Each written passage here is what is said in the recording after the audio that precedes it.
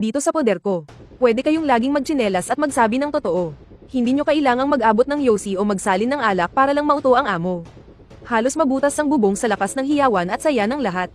Matapos mabaigo ang tangkang pang-aagaw ng mga empleyado, inanunsyo na ng programa ang huling misyon para sa lahat. Ang tatlong kumpanya ay lalahok sa lungsod ng Jinghai, sa pinakamalaking Technology Innovation Expo. Kung sino ang makakakuha ng pinakamaraming order, siya ang tatanghaling kampyon. Noong araw ng expo, punong-puno ng tao ang Jinghai International Convention Center.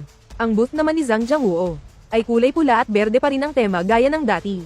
Puno ito ng mga produktong stainless steel at mga slogan tungkol sa dakilang manggagawa ng bansa. Nag-arkila pa siya ng ilang modelong sexy ang suot para mamigay ng flyers sa may pintuan. Maraming lolo at lola ang lumapit para kumuha ng libreng itlog. Ang booth naman ni Li Weifeng ang pinakamahal at magarbo sa lahat.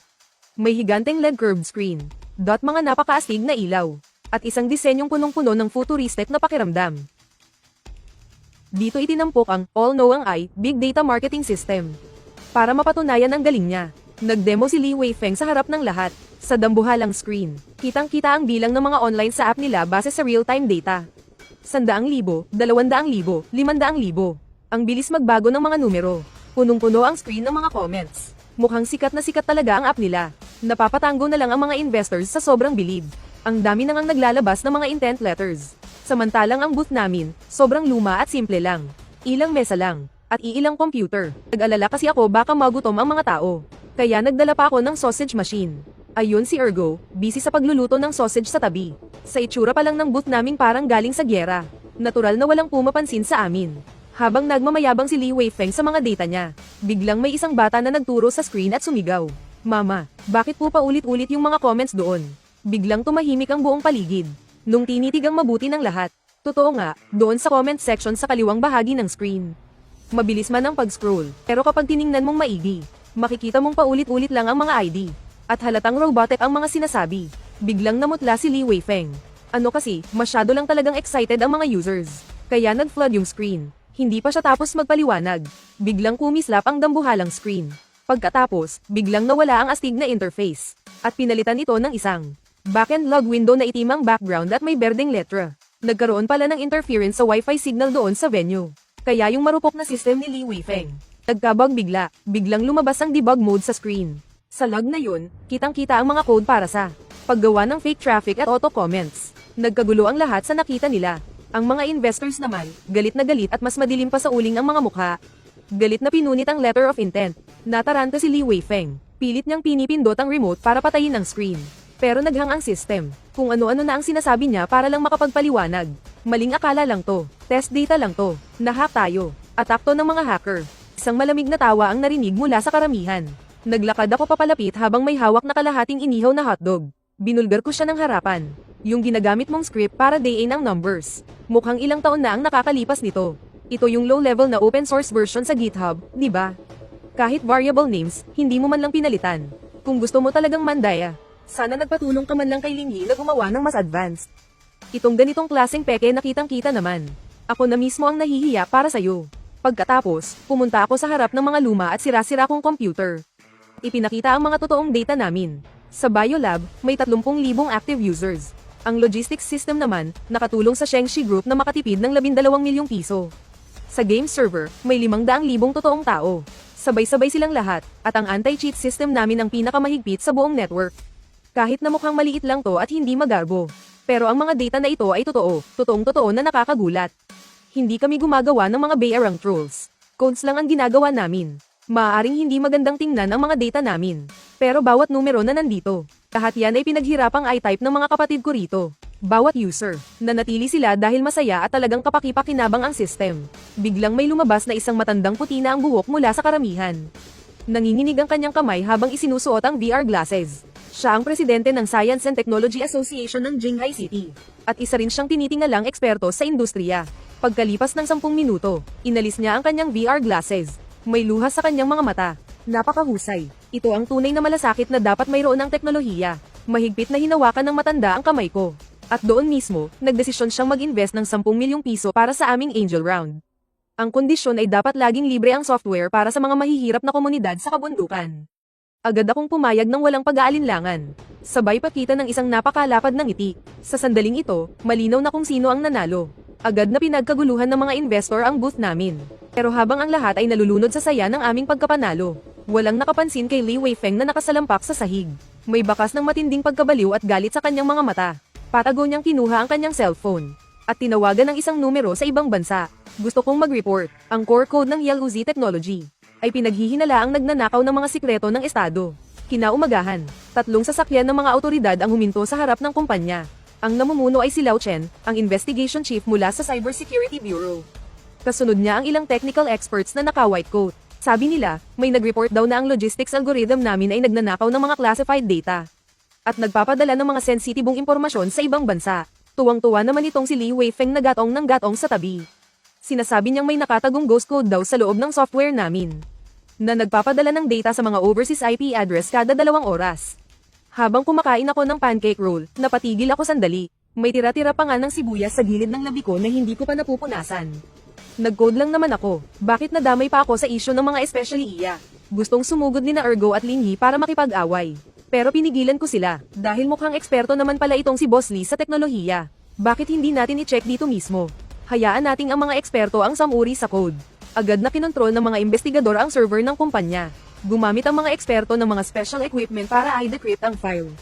At sinimulang suriin ang pinaghihinalaang. I-reverse engineer ang aming core code. Pero ang kinalabasan, ang sinasabi nilang ghost code. Noong ma-unlock na, isa lang palang GIF ng pasang orange na nagre-raise ng middle finger. Ay nakasulat pa sa code na, kapag nabasa mo ito, ibig sabihin ay wala kang magawa sa buhay. Maghanap ka na lang ng trabaho. Biglang namutla ang mukha ni Li Weifeng. Nagpupumilit pa siyang panlilinlang lang daw yon. Siguradong may nakatagong data sa likod ng picture na iyon. Pero nang tuluyan ng mabuksan ang huling layer ng seguridad, doon lang nila nalaman na ang code ay nagpapadala lang pala ng request sa Steam servers para sa laro. Script ko lang yan para sa automatic check-in na ginawa ko. Nagsisync yan ng status ng server tuwing 2 oras. Kapag normal ang lahat, tinutulungan ako niya na makuha ang mga check-in reward sa laro. Naka-encrypt lang yan para hindi maarang ng firewall. Pero hindi pa rin sumusuko si Li Weifeng. Paano naman yung algorithm para sa logistics scheduling? Paano mo ipaliliwanag ang core architecture na yan? Malinaw na galing yan sa isang sikat na National Research Institute. Ito ang konsepto ng Skynet project na sinimulan pa noong 2 taon na ang nakalipas. Nagkamot ako ng ulo at nagpaliwanag. 2 taon na ang nakalipas, gamit ang ID na Wild One. Nag-post at nag-share na ako ng optimized pseudocode na ito sa isang open source community. Agad namang ipinakita ni Lin Yi ang snapshot ng post ko noong taong 2023. Samantalang ang proyekto ng Research Institute na yan ay nagsimula lang noong taong 2024. Napatingin si Old Shen sa ebidensya. Nag-iba ang tingin niya, parang may kakaiba siyang napagtanto. Hindi niya ninakaw ang sa Research Institute, kundi ang mismong industry standard ngayon, ay ang mga bagay na pinagsawaan na niya 2 taon na ang nakalipas. Tuluyang gumuho ang mundo ni Li Weifeng. Akala niya ay nahanap na niya ang kahinaan ko. Pero ang hindi niya alam, nabuking lang niya ang tunay na galing ng secret identity ko. Lumabas na rin ang katotohanan. Pagkatapos, nadiskubre rin ni Old Shen na ang USB ni Li Weifeng ay may lamang Trojan virus. Sangkot siya sa reklamong paninirang puri, pag-frame up, at illegal intrusion. Agad siyang binitbit ng mga autoridad at inalis sa lugar. Habang kinakaladkad palayo si Li Weifeng, humihiyaw pa rin siya dahil hindi niya matanggap ang nangyari. Tinatanong niya kung bakit ang isang tulad kong mukhang petex lang ay nagawang manalo. Sumagot ako habang kumakagat sa malamig na pancake roll. Dahil para sa iyo, ang coding ay isang paraan para makakuha ng kapangyarihan. Pero para sa akin, ang coding ay isang laruan lang. Ang laruan, kailanman ay mas tapat kaysa sa laro ng kapangyarihan. Unti-unting nawala ang tunog ng sirena ng pulis sa malayo. Naghiyawan sa tuwa ang lahat sa loob ng opisina. Tumigil na ang ulan sa labas. May bahagharing lumitaw sa tapat ng bubong ng warehouse. Parang isang korona na nagbibigay pugay. Ang lokasyon para sa huling episode ng Bosses War Live broadcast, ipinili sa pinakamalaking golden hall sa lungsod ng Jinghai. Napakaliwanag at napakaganda ng mga ilaw. Nagtipon-tipon ang lahat ng mga media. Ang labanang ito ay higit pa sa isang reality show. Ito na ang huling pagtutuos ng luma at bagong prinsipyo sa trabaho. At sa malaking screen, naging kulay abo na ang logo ng Fengji Interconnect ni Li Weifeng. Pinatalsik siya sa kompetisyon dahil sa mga krimen sa negosyo. Sumasailalim na sa pagkalugi at paglikida ang kanyang kumpanya. Ang natitira na lang ay ang Jianghuo Industries ni Zhang Jianghuo, na makikipagtapatan sa aking kumpanya, ang Yaluzi Technology. Inanunsyo na ng host ang mga basehan para sa paghusga. Ito ay ang kombinasyon ng score sa profit margin at index ng kaligayahan ng mga empleyado. Punong-puno ng kumpiyansa si Zhang Jianghuo habang ipinagmamalaki ang tatag ng kanyang tradisyonal na negosyo. Inilabas na ang mga datos. Ang quarterly revenue ng Jianghuo Industries ay 150 milyong yuan. Pero ang net profit nito ay 3 milyong yuan lang. 2% lang ang kanilang profit margin. Habang ang resignation rate ng kanilang mga empleyado ay umabot sa 45%. Nagulantang ang lahat ng mga naroon.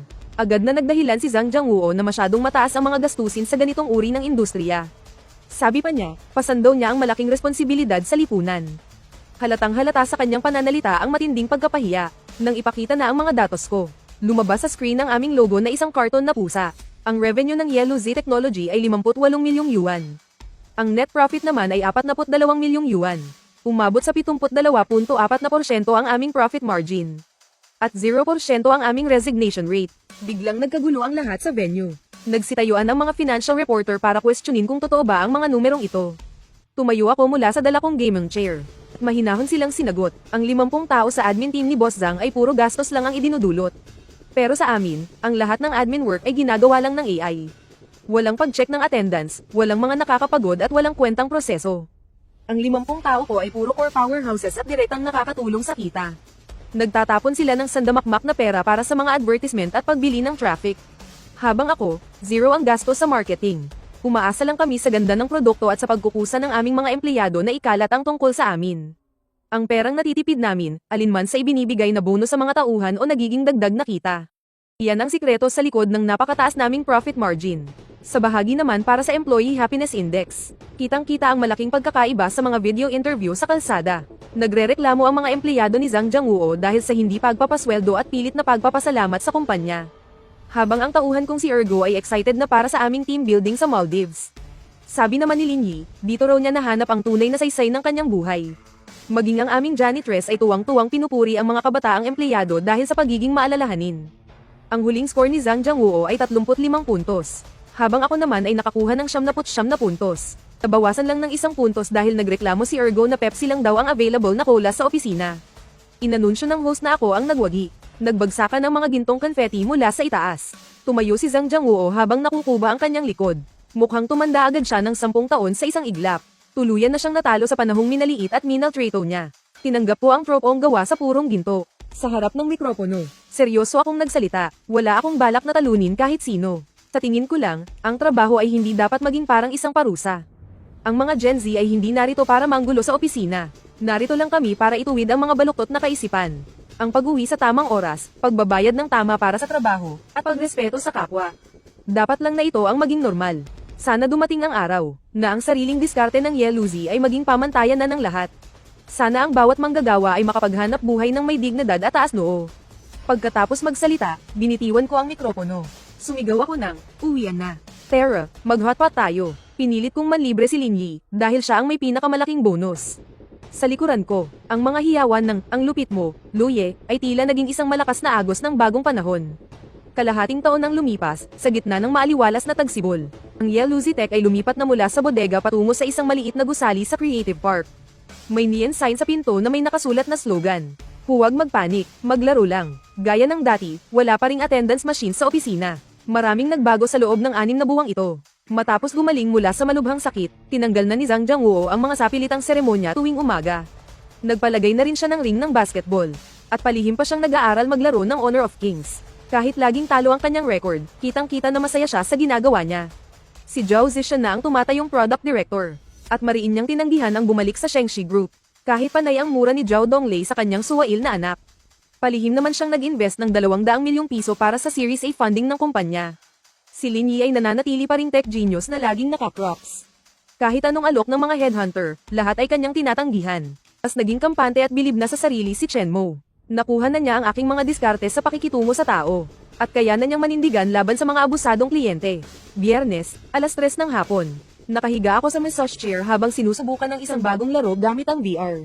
Nang biglang tumakbo papalapit ang admin girl na tila natataranta. Sabi nila, nasa cover daw ako ng Forbes 30 Under 30. Ang headline, ang disruptor na nagbibigay ng bagong kahulugan sa sibilisasyon ng negosyo. Inalis ko ang salamin ko at kumunat ang noo habang tinitingnan yung cover. Kitang-kita pati yung eyebags ko sa pagkakuha ng litrato. Lumingon ako at muling isinuot ang salamin ko. Huwag niyo muna akong istorbohin. 3 araw na akong stock dito sa boss level na to. Team building mamayang gabi sa trampoline park. Kung sino ang hindi tatalon ng kasing taas ko. Siya ang toka sa paglilinis ng cat litter sa susunod na linggo. Naghalo ang tawanan na tunog ng mga keyboard sa loob ng opisina. Sa gitna ng nakaka-stress at mapagkumpetensyang gubat ng semento, itong utopia namin ay unti-unting pinapasaya ang mundo. Sa wakas, tinalo ko rin ang boss sa virtual world. Napangiti ako ng bahagya. Ang totoo, ang mundo ay isa lang malaking perya na kung ano-ano lang ang palabas. Pero ayos lang yan. Dahil kung isa lang itong malaking palabas, edi gawin na lang nating pinakamakulay na komedya ang bawat eksena.